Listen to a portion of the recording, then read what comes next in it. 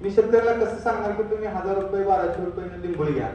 त्या शेतकरी मला विचारणार की साहेब 500-600 मिळते, मग एवढी मग काय घ्यायची?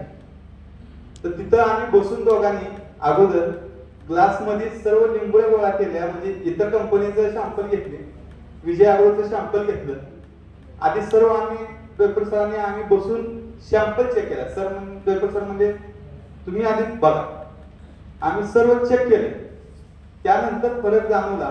अशाच पद्धतीने आपण कित्येक शेतकऱ्यांना चेक करून दाखवलं की आपण जी पैसे देतोय ती योग्य देतोय का, ती किंमत आपण योग्य देतोय का, हे शेतकऱ्याला दाखवलं.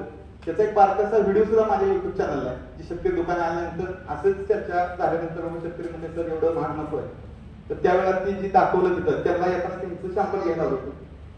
त्याचबरोबर सर मोटरसायकलवर आपली बॅग नेऊन संघमध्ये सुद्धा शेतकऱ्यांचा एक ग्रुप बनवून तिथं सुद्धा शेतकऱ्यांना शॅम्पल दाखवल्या.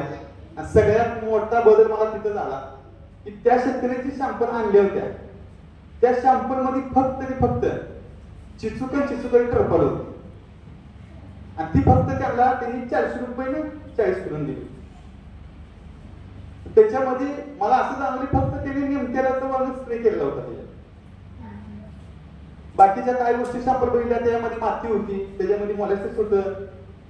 असं मी ज्यावेळेला स्वतः प्लॉटवर गेल्यानंतर शेतकऱ्यांना तपासून दावत होतो त्यावेळेला मला तेवढा कॉन्फिडन्स येत गेला आणि आपण कुठेतरी योग्य दिशेवरती आहे आणि योग्य काहीतरी शेतकऱ्यांना देतोय आणि ती गोष्ट शेतकऱ्यांमध्ये पोहोचली पाहिजे. ह्याच्यासाठी मी आतुरात प्रयत्न करून प्रत्येकाच्या बांधापर्यंत ती गोष्ट पोहोचण्याचा प्रयत्न केला.